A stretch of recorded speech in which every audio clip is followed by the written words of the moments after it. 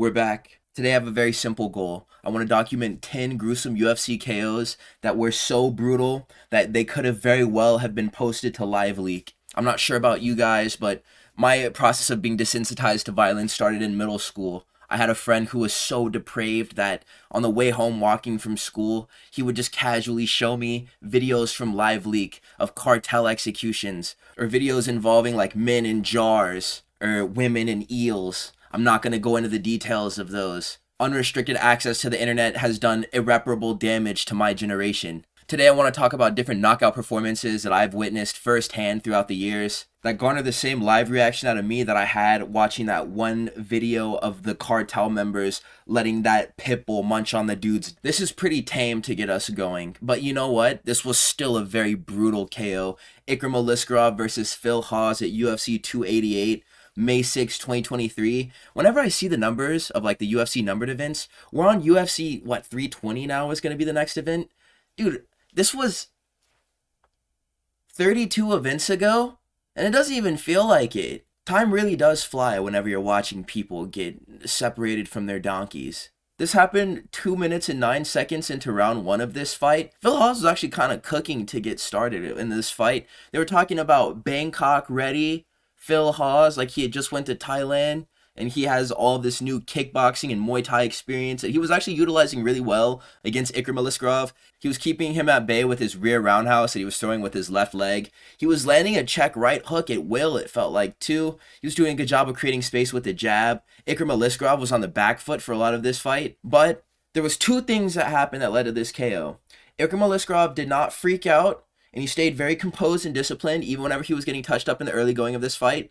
And also, Phil Hawes really tried to ego Ikram Aliskerov, and he engaged in pocket exchanges with him, and he wasn't withdrawing as he was really trying to knock out Ikram Aliskerov because he was landing very flush. But historically, Phil Hawes isn't the one-shot KO guy, and he does get knocked out whenever he does tie up with people in clinching range. And he was spending way too much time here. He should have disengaged and just got right back on that body kick. He probably would have had more success. Ikram Aliskerov ties up a Muay Thai clinch. He starts throwing knees. He barely misses an elbow that maybe would have flatlined Phil Hawes. It probably nicked him, and that was like damage that was accumulating leading up to this. And Ikram Aliskerov just getting that little bit of damage off to find his range was the beginning of the end. Because as soon as they separated, Ikram Aliskerov jabs, and then he throws the two behind the jab, and the two credit card swipes Phil Hawes across the chin, and he falls in the most inhuman and unnatural way that I've ever seen someone get knocked out in the UFC octagon, and he stays there. It was scary. That's how you know that the KO is bad, is whenever they're not standing next to the ref while the decision is being read by Bruce Buffer. It was one of those situations like Grant Dawson versus King Green where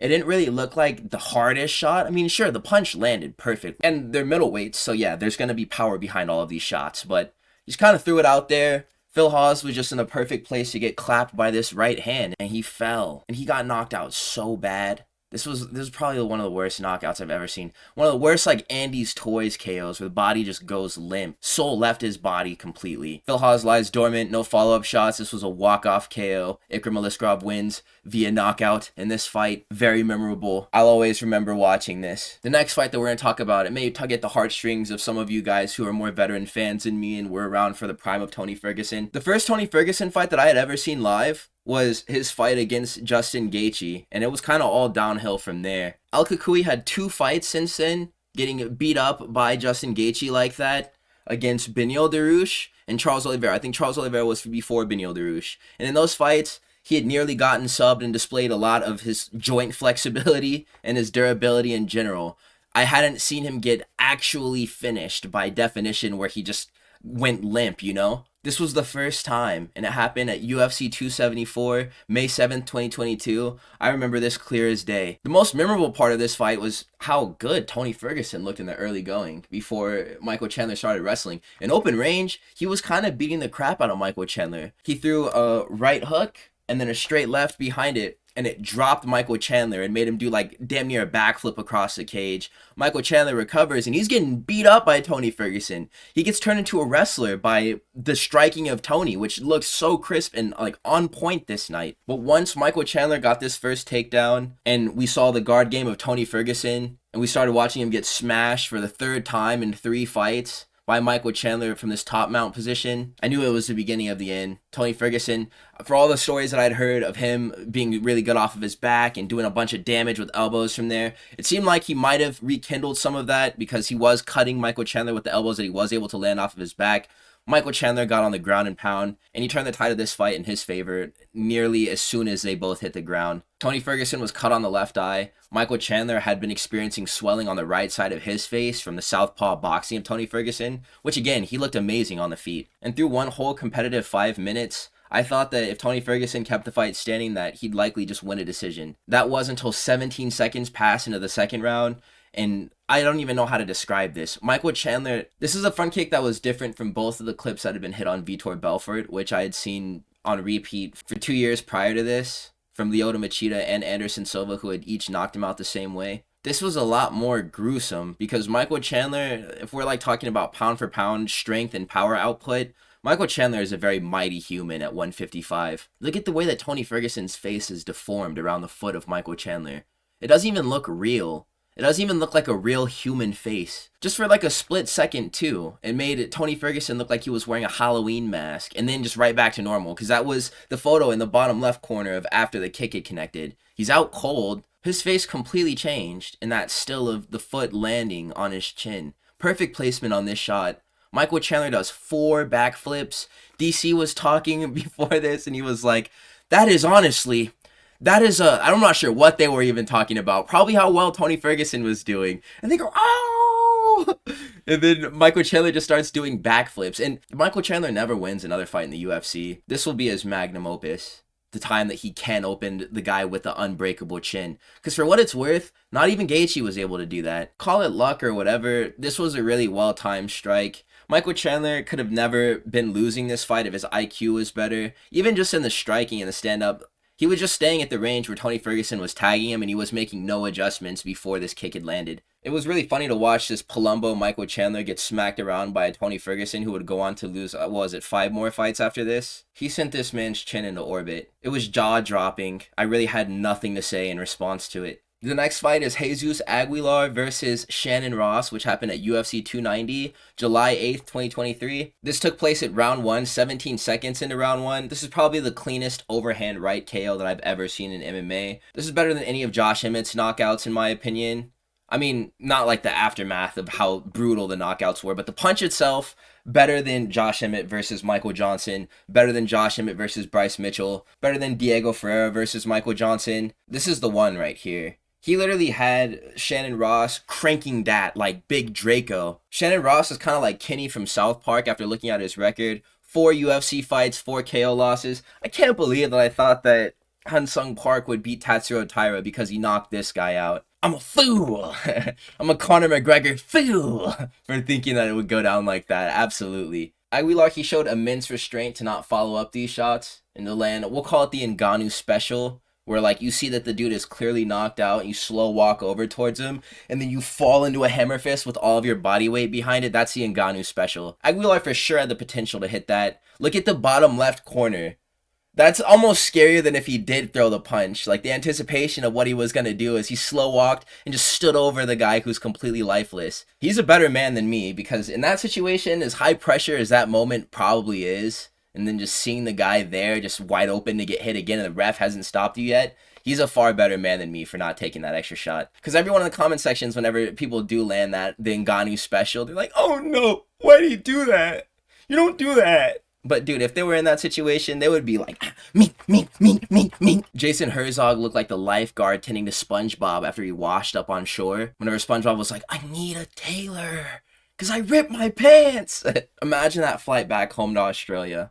You got knocked out in 17 seconds and the clip is being reproduced everywhere. And there's photos everywhere on the internet like the one that's at the top right of the collage right there. That would hurt my feelings, to say the least. That's an understatement, but it would hurt my feelings. Next is going to be Arnold Allen versus Dan Hooker. This happened at UFC Fight Night Blades versus Aspinall, March 19th, 2022. The first fight between Blades versus Aspinall in the UK, where we had Paddy Pimblett on that card. I think the Meatball was there. Arnold Allen fought with Dan Hooker. And then, unfortunately, Aspinall had blown out his knee in, like, the early going of his fight with Blades. That wasn't much of a fight at all. They got the rematch, though, and he did win. This knockout took place in 2 minutes and 33 seconds into round 1. What the hell was Dean Hooga doing at 145 pounds? Arnold Allen, the strike stats of this fight are actually, like, comedy, bro. Because Arnold Allen, he landed 50 total strikes, and 49 of those 50 strikes were significant strikes. And if you watch back the fight, yeah, pretty much. Arnold Allen got dropped in the middle of the finishing sequence. I mean, the finishing sequence was pretty much the length of the entire fight. They spent maybe like 2 minutes out of the 2.5 minutes. They spent about 30 seconds feeling out range, and Arnold Allen was feigning and bouncing, and then once he got into the pocket and started throwing bombs, that was the falling action of the hero's journey for Dan Hooker at 145. This was a cartoon beating. You remember that one episode of SpongeBob where outside of the salty spittoon, Patrick Star gets beat up by the Invisible Man? Arnold Allen was the Invisible Man, and Dan Hooker was Patrick Star. This was a standing TKO as well, but I mean, dude, look at the way that the fight ended. It was Arnold Allen standing at range and then throwing elbows like this at the top of Dan Hooker's head that were landing like right on the crown of it. Lesser men would have been knocked out by 8 different strikes it landed. The finishing sequence where he was chasing him across the cage into the corner where he stopped the fight, it was an overhand that landed about as clean as you can land an overhand left, and then he followed it up with a flush head kick. And it landed on the toes, but the top of the foot connected right on the temple and the squishy bits of the brain. So he was just completely mixy and rattled. There's no way Dan Hooker wasn't singing quads after this fight was over. And the fact that he didn't go down and get completely laid out is just a testament to Dan Hooker's 99 chin and 99 heart. This was a UFC equivalent to Funky Town, the cartel execution video where the guy is just getting absolutely screwed and he's like on some type of stimulant on an IV drip so he stays awake. I don't know how Dan Hooker was tanking these shots. Go back and watch this fight. It's for sure one of the most violent in the UFC's history. Speaking of one of the most violent fights in the UFC's history, Dominick Reyes versus Jiri Prochazka. This was on UFC Fight Night, Reyes versus Prochazka, May 1st, 2021. The finish here came in 4 minutes and 29 seconds into round 2. This was the debut of the antenna. Before, it was like the Macklemore cut against Volkan Ozdemir. These two fights went pretty similarly. All of Jiri Prochazka's fights largely go the same. He gets beat up, and then he just wins.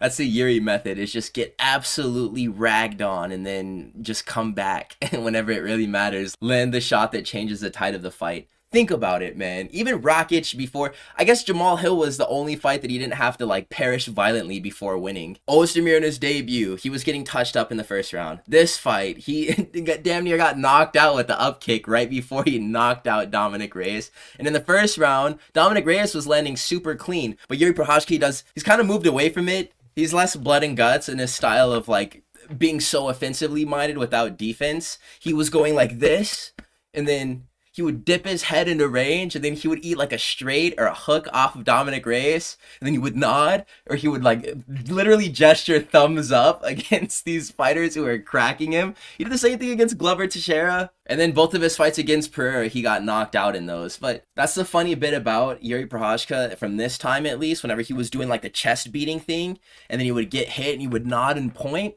or he didn't put the thumbs up, he would go. He would answer with a combination that would land about twice as hard as the shot that elicited that type of reaction out of him. There were so many near misses in this fight.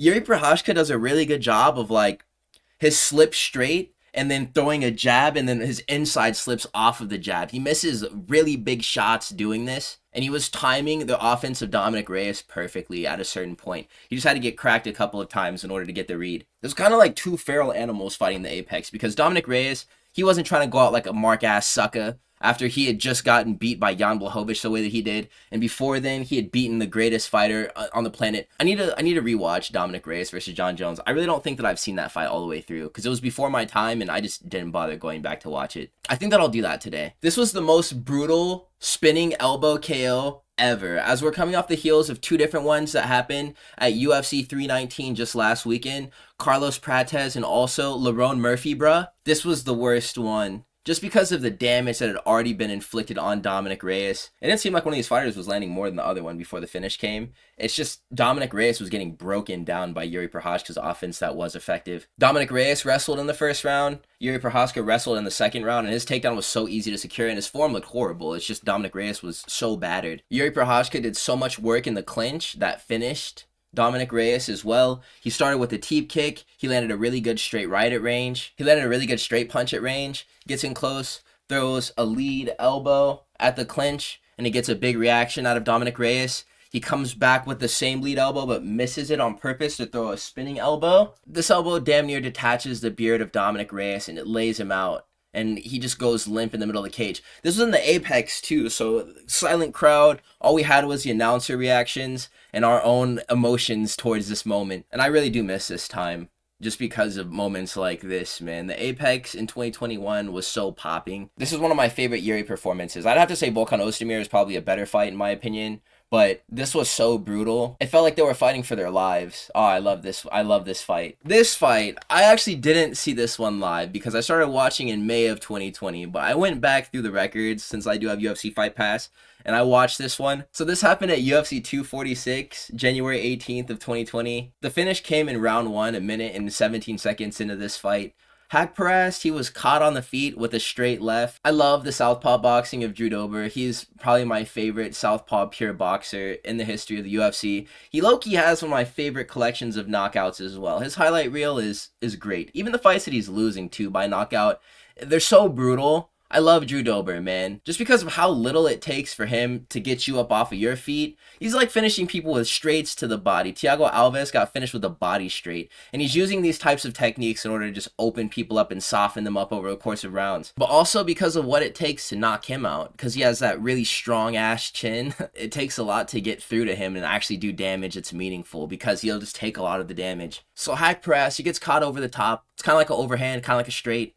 It just blasts Haqparast, but it's one of those shots that catches you like right on the front of your skull. It rattles him, it drops him. Drew Dober is able to take knee on belly position, and he lands 10 unanswered shots on Nasrat Haqparast. And they're like hitting him right on the button. Mink, mink, mink, mink, mink. Mark Smith is just standing over both of them and going, watching Nasrat Haqparast get his freaking body like indented into the octagon canvas. This is probably the latest Mark Smith stoppage I've ever seen in my life. Nasrat Haqparast was getting punched up for so long that the camera had the opportunity to switch angles and we were like seeing different shots of the brutality. Getting dropped by Drew Dober is far worse than just going out cold because his other TKO wins are crazy too. If you're gonna get knocked out by Drew Dober, the move is definitely to get one shot. If he follows you to the ground, it's over for you, low-key. This fight was crazy. Look at the position that Nasrat Haqparast ends. He doesn't even believe it. Look at just the sheer surprise on his face. That's how you know it's bad, is whenever the fighter's not even sleepy, they just look stunned. That like, wow. Next is Charles Oliveira versus Ilia Topuria. And this just recently happened at UFC 317, June 28th, 2025. And mate, why is Charles Oliveira coming back to fight in Brazil on October 11th? Who let him do that? I know that there used to be like at least a 6-month concussion protocol whenever we were under the old commission, right? Why is he allowed to return in 60 days? I think that that's kind of standard now, is 60 days. No matter how bad you get knocked out, all you have to do is take 60 days off and then you're cleared to fight again. It shouldn't be this way. Like, somebody should stop him. This dude has a family. This knockout came in 2 minutes and 27 seconds into round 1. Ilia Topuria made Charles Oliveira hit the skate 3 spread eagle in the combination that knocked him out. Only fools like Conor McGregor, only fools believe that Charles Oliveira wouldn't get slumped in this fight. But nobody thought it would be this bad, though. I didn't foresee it being this bad, though. I thought, maybe like a straight punch, maybe like an overhand, an uppercut. I don't know what I was expecting, honestly. Just not this.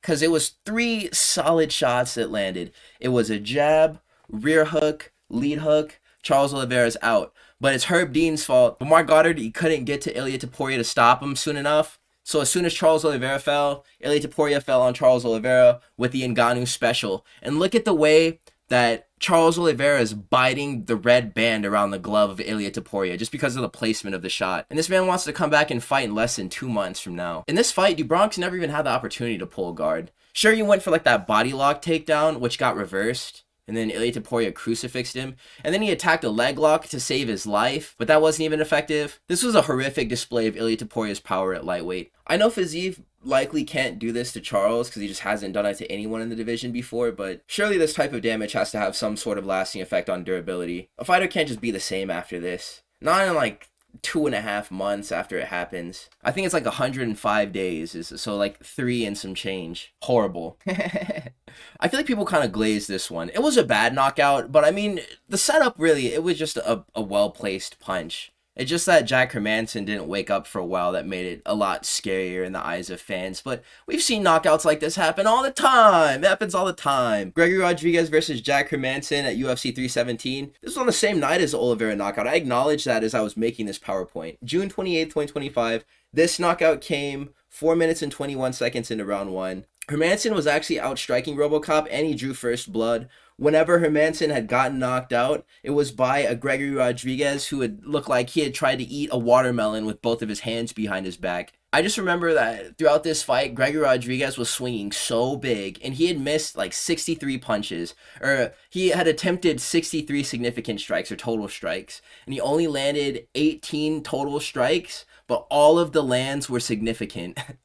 And I just remember it was a game of inches the entire night before he got caught.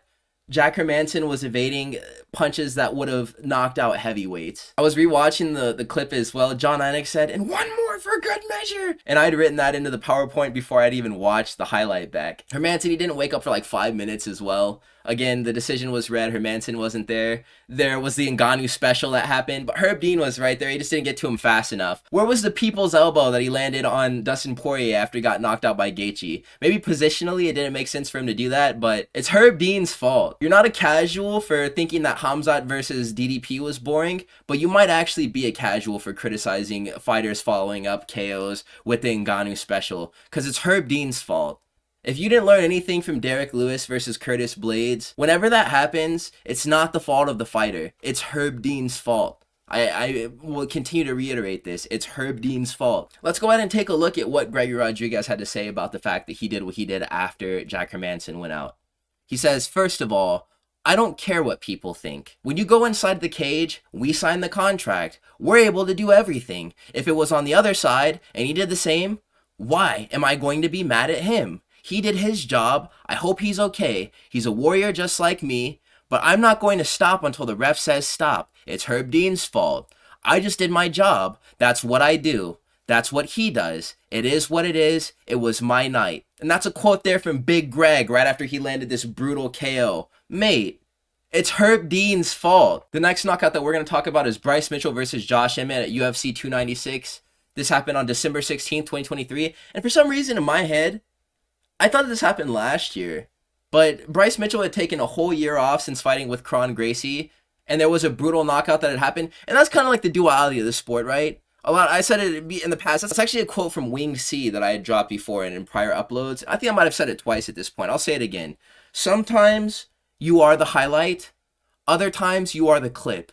That is just the nature of MMA. On the night of UFC 296, Bryce Mitchell, he was the clip whenever he was fighting Josh Emmett. 1 minute and 57 seconds into round 1, Bryce Mitchell drops probably the second nastiest overhand. If the Jesus Aguilar one was the cleanest one that I've seen. An absolute cleaving overhand right. And nothing really happened in this fight except for the KO, because they were kind of just fainting at range for like 2 minutes. Do you remember Mojahed Fudalit? They did like the Ghost Club thing, where like the guy, they would like, ooh, and then there was all their ghosts, and they would like have a party at the end of the episode. I remember that guy. His animations used to be so funny. I used to laugh at all of them. And there's like, it's weird because the photo of Josh Emmett screaming at Bryce Mitchell's lifeless body, it feels kind of disrespectful, right? But it's a lot more respectful than if he would have given him the Ngannou special. As a matter of fact, the Ngannou special would have probably black screened Bryce Mitchell. And I did research into this. I think that 60 days is compulsory because at this time, the UFC had only given Bryce Mitchell a 60-day suspension.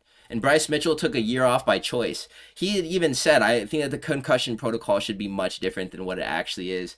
I need at least 6 months. And he didn't spar for that entire time. And then whenever he came back, he fought with Kron Gracie, which in that fight, Kron Gracie had pulled guard, so Bryce Mitchell elevated him and slammed him on the back of his head, and then dropped an elbow on him to knock him out, and that was brutal. So again, sometimes you're the highlight, other times you're the clip. That's just what it is. The thing that's cool about this, though, is that Bryce Mitchell did what he needed to in order to make it so that he still has a chin. Because he demonstrated this in the Said Nurmagomedov fight. Said Nurmagomedov landed a knee in the first round that flash KO'd him. And he said that he didn't remember where he was for like a significant portion of the fight before he recovered and was able to get back on the grappling. He still has a chin. He took a really nasty shot in that fight. Even Gene Silva was landing some pretty big punches on him. And that was even a dehydrated Bryce Mitchell that took that knee against Saeed. I had like a GIF at the bottom left corner. I just ended up making a screenshot. Those are the physicians checking on Bryce. There's literally like a GIF. If you type in Josh Emmett versus Bryce Mitchell, there's a GIF of him having a seizure on the ground. I felt like that was very disrespectful for me to put there, so I just have the still from right there, but it was really nasty stuff. They did like the overhead camera angle after the knockout had been scored, and Bryce Mitchell started like seizing up. But I guess it's cool. He says that he does that in his sleep, so it's nothing to be concerned about. Still, one of the most brutal knockouts in the history of the UFC, and I watched it live. And this is probably the most brutal knockout ever. I talked about it, definitely, in my opinion, the most violent knockout in UFC history. Or for the short time that I've been watching comparatively. 5 years is still a substantial portion of my life, at least. And in the 5 years that I've been viewing this media, this has gotta be the worst KO ever. Toshiomi Kazama versus Elijah Smith. A UFC Fight Night Tyra versus Park on August 2nd. This month. In 2025. This KO came in 4 minutes and 10 seconds into round 1. Kazama always gets beat up in his fights. I was doing research for my predictions for that week, and I immediately taken note of that. We had Rinya Nakamura in Road to UFC. Then we had Garrett Armfield afterwards. Then we had Charalampos Gregorios, which was a fight that he actually did win via triangle choke. And he tried it again this time. He ended up at least receiving what we could confidently say is the most violent slam KO in MMA history. This was even worse than Rampage versus, what is his name, Ricardo Arona. And then he even got the Ngannou special afterwards, just to like cap it off. But this is something you have to consider, right? There was a transition in the submissions that Kazama had attempted before he got slammed. He tried a heel hook at first, and then he tried an armbar. And then he tried this triangle choke. And in the heel hook and in the armbar, those are joint submissions, and if you don't tap to those, then your limbs get broken.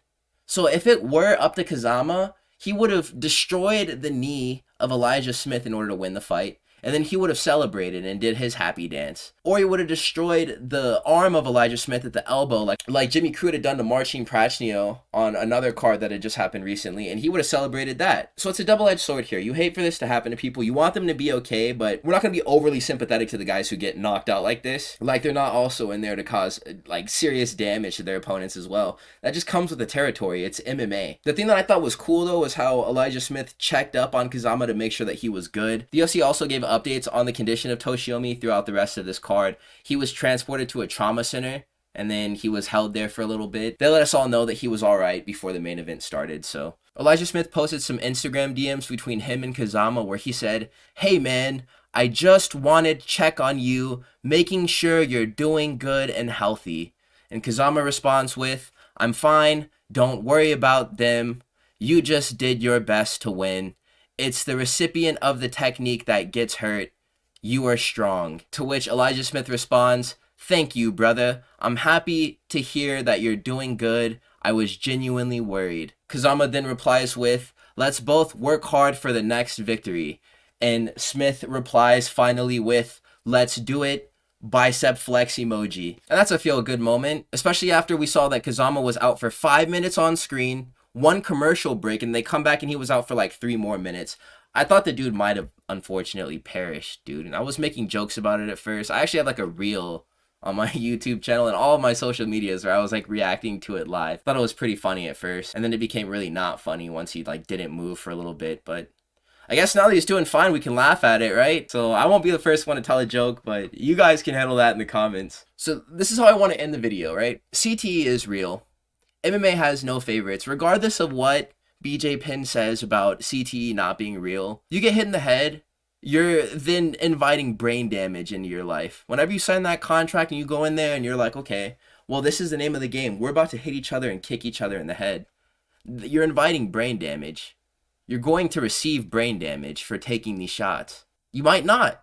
It may just be a completely clean performance where you get to knock out people and you smile and you go back to your family and you hug your kids and you don't have any problem reading books afterwards or retaining information, or you still know all your times tables. Sometimes it goes like that. Sometimes you give other people brain damage without taking any damage. Like Jeff Neal. This is a great parable. Jeff Neal gave Vicente Luque a brain bleed in 2022. And even though there's been no recorded deaths in MMA, this guy got a brain bleed. Which means, like, if he does take, like, another crazy impact, if he's going down the stairs, God forbid, in his house, and it's late, and his kid leaves, like, a Hot Wheels car on the ground, and he trips on it and he falls and he hits the back of his head on the stairs, that might be it for him.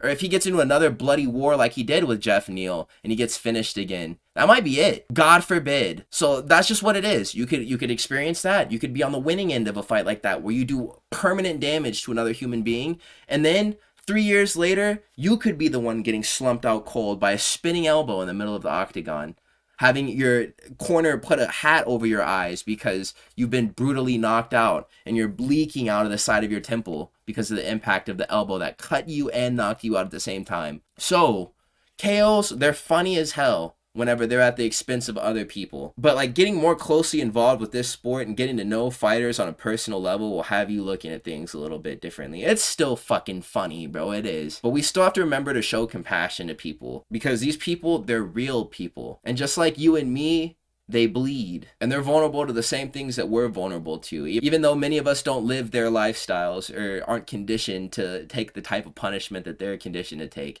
that comes with a cost. So no matter what, I just wanted to make sure that we're never losing sight of the fact that they're entertainers and they sacrifice things in order to provide us with entertainment. And I'm very grateful for that. Thank you, fighters.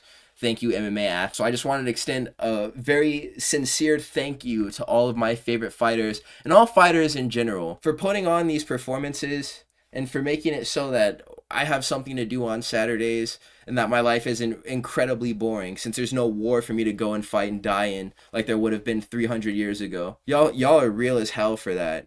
So thank you. Also, I want to extend a thank you to the people who have subscribed to this channel. Please do like, comment, and subscribe if you are new here. Everyone who's been rocking with me since like 300, 400. I'm not even sure how many people are still with us from like sub 100 subscriber counts. You guys can let me know in the comments as well. You guys are the best. We're about to hit 1K. Like, it's getting serious. I'm going to keep on with the content. Please do let me know video recommendations that you have for me, ideas that you want to see me do through these PowerPoints. I'm all ears, fellas. So this entire channel is nothing without your support. I appreciate you guys showing up for me. I'm going to keep showing up for you guys. So have a wonderful day.